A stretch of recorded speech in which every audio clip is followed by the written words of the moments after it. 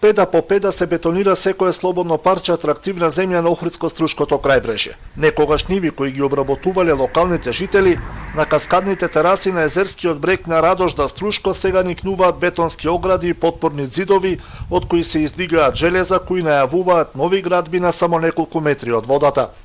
Земјиштето е приватно, велат мештаните.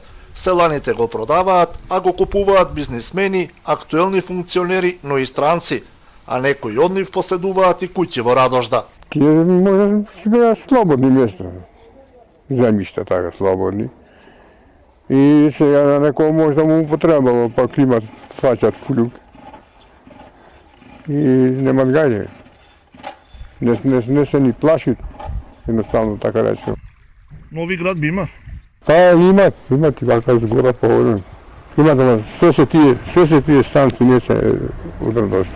Собствениците на атрактивното земјиште во Радожда не сакаат да зборуваат за нивните намери, но тврдат дека поседуваат соодветни документи и ништо не прават незаконски. Жителите на Радожда пак се загрижени дека со евентуална изгледба на нови објекти, дополнително ќе се оптовари и онака лошата комунална инфраструктура во селото. Не знаат кој се поседува плацеви во нивното село, но знаат кој може да гради.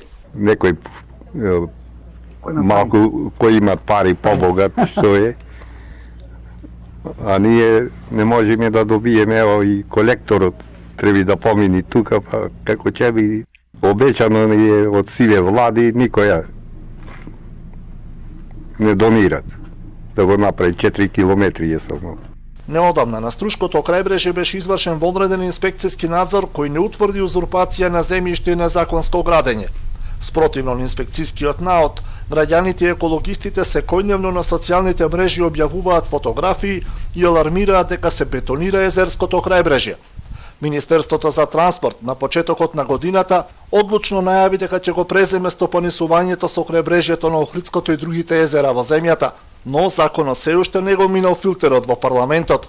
Во меѓувреме, урбанизацијата на светското природно наследство заштитено од УНЕСКО продолжува.